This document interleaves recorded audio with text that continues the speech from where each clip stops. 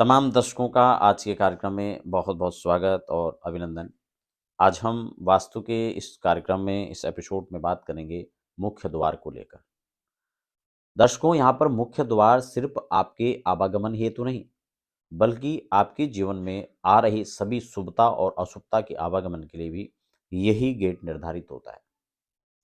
इसीलिए ये गेट कहाँ होना चाहिए, कैसे होना चाहिए और अगर कोई दोष है तो उसके क्या उपाय हो सकते हैं, इसको लेकर आज की चर्चा रहने वाली है।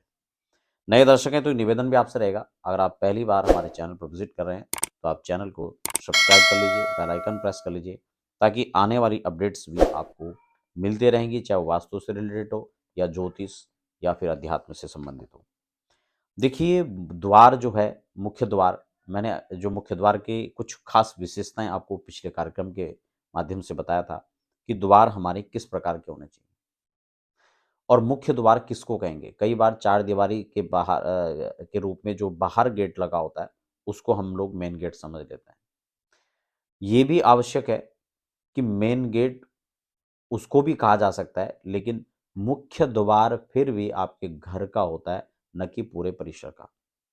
क्योंकि जो बड़े-बड़े मकान हैं, बड़ी हवेलियाँ हैं, उसके बाहर पार्किंग है, गार्डन का एरिया होता है, तो वो जो आपका बाहर के जो परिक्षेत्र है, उसके लिए द्वार है।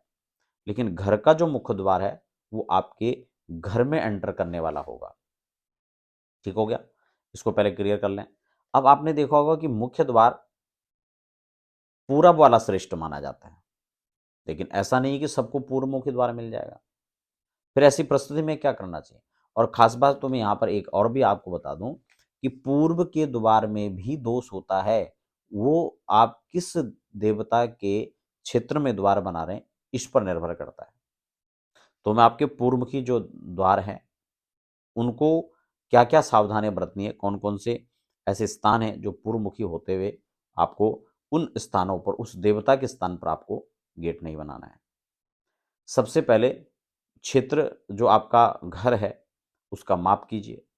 उसके जो पद हैं, उनको आपको निकालने पड़ेंगे और वो पद निकालने के बाद जो पहला सिखी का पद होता है, सिखिने नमः, वास्तु का पहला देवता, उसके स्थान पर अगर द्वार होता है, तो ये हानि होती है इससे, वो अच्छा नहीं माना जाता है, उसमें अग्नि भय रहता है। दूसरा पर्जन्य का स्थान है, अगर यहाँ पर बनाया जाता है तो इसमें निर्धनता और शोक आदि बताया गया है। तीसरा है जयंत का स्थान, जहां धन प्राप्ति के योग बनते हैं, यानी यही स्थान है जयंत वाला जहां पूर्व में आपको गेट लगाना चाहिए। उसके बाद इंद्र का स्थान आ जाता है और इंद्र के स्थान पर बनाने से आपको इंद्र जैसा मान सम्मान, राजपद, धन, लक्ष्मी की प्राप्ति होती है। इसलिए इंद्र और जयंत, इन दोनों के स्थान पर ये गेट शुभ होता है। इससे बाद जो पद आता है वो भगवान सूर्य का होता है। इस स्थान पर भी गेट सर्वथा शुभ माना जाता है।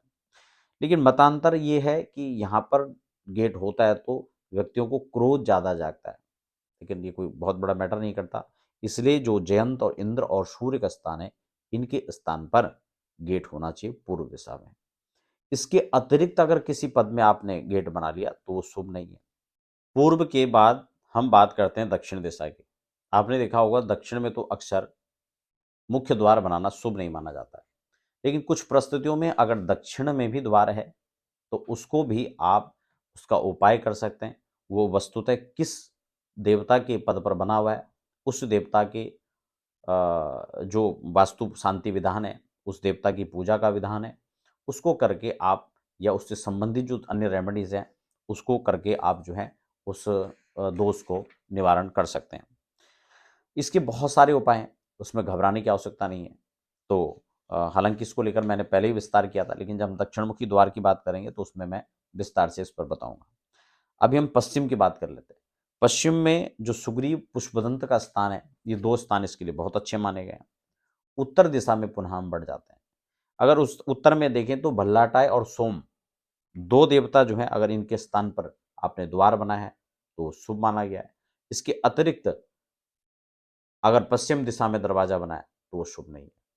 तो कुल मिलाकर ये नहीं कहा जा सकता कि कौन-सी दिशा में दरवाज़ा शुभ है या अशुभ है। इससे मुख्य द्वार पर हमें पूर्णतः विचार करना चाहिए। मुख्य द्वार हमेशा देहरी उसमें ज़रूर होनी चाहिए, उसको लांग कर जाना चाहिए, ना कि उस पर स्पर्श पैरों से होना चाहिए, इस बात का ख़ासा ध्यान रखना चाहिए। हो सके तो डबल दरवाजे होने चाहिए, सिंगल डोर नहीं होना चाहिए, ये मुख्य रूप से आपको देखना है। उसका आकार अन्य दरवाज़ों की अपेक्षा ज़्यादा बड़ा, ज़्यादा सुंदर, ज़्यादा आकर्षक ये आप बना सकते हैं। मुख्य द्वार हमेशा लकड़ी का सर्वश्रेष्ठ माना जाता है। लकड़ियों में भी हालाँकि यहाँ पर भेद है कि किस प्रकार की लकड़ी उसमें लगानी चाहिए, जैसे सागौन, शीशम इस प्रकार की लकड़ियाँ मुख्य द्वार पर श्रेष्ठ मानी जाती हैं। तो मित्रों ये था आज वास्तु के इस एपिसोड में मुख्य द्वार को लेकर चर्चा। आपका कोई क्वेश्चन है तो आप हमें कमेंट बॉक्स में लिखिए, कोई जानकारी आप चाहते हैं तो उसको लेकर हमें आप संपर्क कर सकते हैं।